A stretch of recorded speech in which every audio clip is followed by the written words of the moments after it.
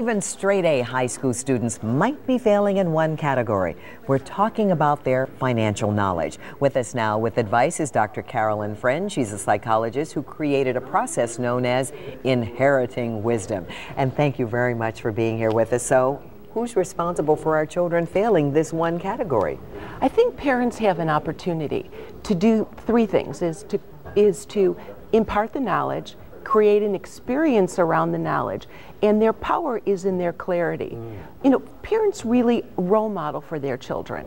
So a parent that really talks about wanting to earn money, wanting to move ahead, wanting to invest, really pass that on to their children.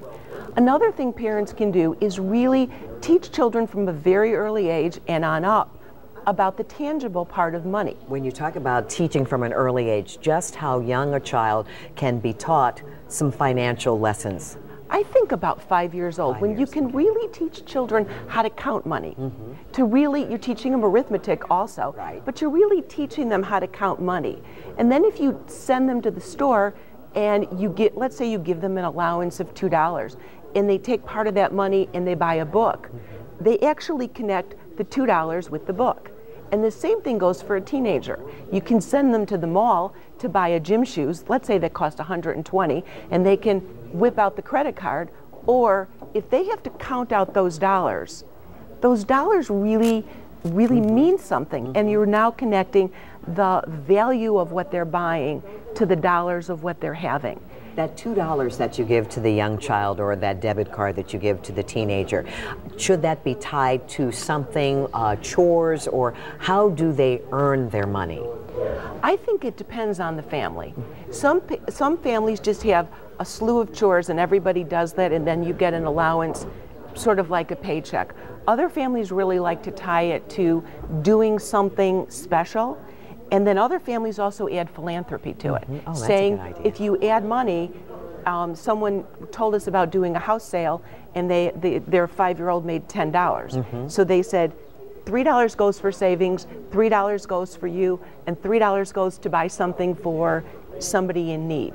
Inheriting wisdom, though, that's saying that you may inherit it from the parents, and we've seen a lot of parents are in trouble with credit card debt and not knowing how to save. What do you do if the parent is learning with the child, or is that a good thing to learn at the same time? I think it's a good thing. I think parents really can learn from their kids, and really, if you share the bad experience and you figure together how to reach a conclusion, everybody can work together. Because it used to be that parents really wanted to take care of their children and wanted their children to have a better life than they had. And shield them from the negative news. Actually, right. You want those pair of shoes? Well, we'll get you what you really want, so you can compete with everybody else. And if you say, well, no, let's figure this out.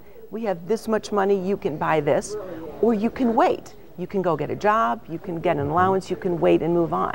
One last nugget, piece of advice for parents to pass on this financial wisdom to their children. What is key?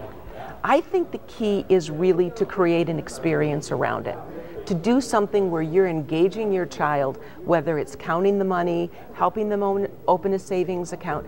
Anything that you do with your child is your investment by being there, by being present, by passing along that wisdom that you have, that money is really valuable.